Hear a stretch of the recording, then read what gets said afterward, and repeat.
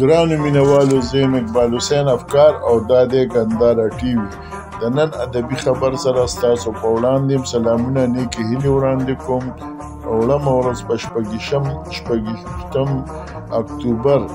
کال 2025 د اتوار په ورځ 3 بجې د شهید ذوالفقار علي بټو فاونډیشن په مرسته او ملاتړ د پښتون انټلیکچوال فرونټ د سوري لاندې د ډاکټر خالد نسیم د غني خان د انګریزي د پښتو نظمونو انګریزي ترجمه کتاب ایکو فرام فونټین د غرونو بازگشت د مخکتنې دستوره د زیبشت پوهنتون په اډیټوریم کې وشوه. د دې دستورې صدارت محترم رحمت شاه سایلو کو او محترم افراسیاب خټک سے په دې مشر مېلمه اعزازي مېلمه د اردو ژبې نومیاله فکشن رایټر او نقاد محمد امید شاهد هو او دین علاوه کوم ناول جو پاغه کې د شهید ذوالفقار علي بټو فاونډیشن چیف ایگزیکټیو ښاغلی آصف علي خان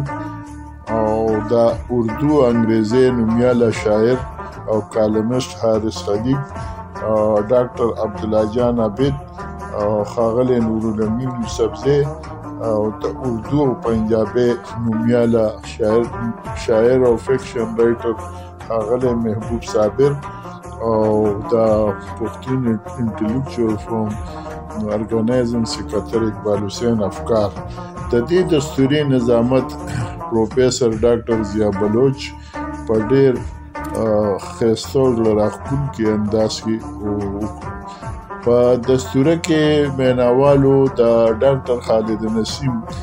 دا هڅه وستایله او هغې ته یې خراج تحسین وړاندې کړو. په دې موقع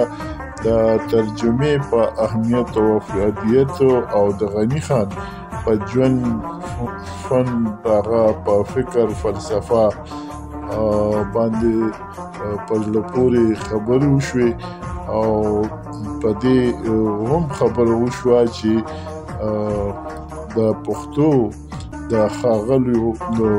استادانو یا د کلاسیک شاعرانو او د شلمې صدۍ د سترو شاعرانو ادیبانو ترجمې باید چې هغه په اردو ژبه او په انګریزي کې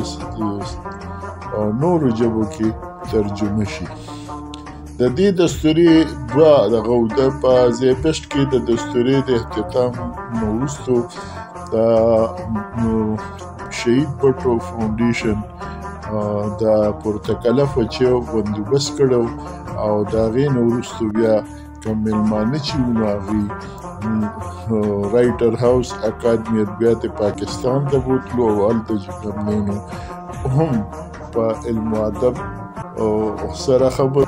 ورسره لنډه مشاعره وشوه چې په دغه کې ښاغلي طیب الله خان او ښاغلي فضل سبحان عابد خپل کلامونه وړاندې کړو. د دې نه وروستو ښاغلي رحیمداد خان په خپل خوږ اواز او چلته پټه خپله راجوړونکې موسیقۍ کې په خپل خوږ اواز د رحمت شاه سایل صاحب کلامونه زمزمه کړل چې سامعینو ته ډېر خوند واخیستو. ښاغلي رحیمداد د هغه د خوږ اواز او د هغه د دغې خپل ایجاد کړې موسیقۍ ډېر زیات داد ورکړو. دا ډېره تقریبا دا نشست سیرینو د خوړې نه وروستو هم جاري وو او تر ناوخته پورې ډېر خوند یې وکړو، ملګرو ته ډېر خوند واخیستو. په آخر کې د پښتون انټلیکچوال فرونټ ویان اقبال حسین افکار د شهید ذوالفقار علي بټو فاونډیشن د اکاډمي ادبیات پاکستان د میډیا د ملګرو او د پښتو ادبي تحریک چارسده او د شبقدر د پښتو ادبي جرګې د ملګرو ته مننه وویله ولې چې دغې ملګرو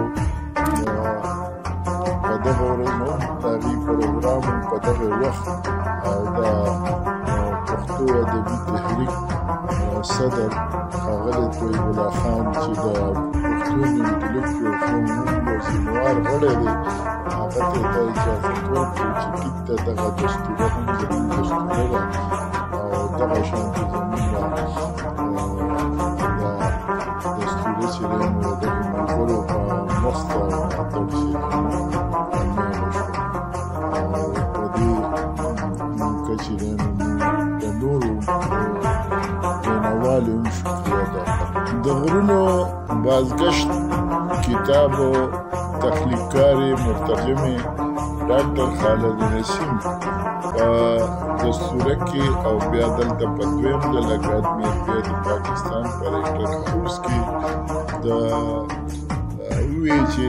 زما دا کتاب په متکتنې دستوره په کینیډا کې هم شوی وه هلته د هغه ځای په نسبت ښه دستوره وه او دا دستوره ما لپاره یو روحاني کیف په دې حواله دی چې په دې کې رحمت شاه ساحل دی په دې کې افراسیاب خټک دی حارث خلیق صاحب دی په دې کې ډاکټر عبدالعطیان عابد ښاغلی نورالامین یوسفزی محبوب ښاغلی محبوب صابر ښاغلی اسف علي خان دا ټول هغه شخصیتونه دي چې دي نه نومونه ما اورېدلي یا زنو سره زما خبرې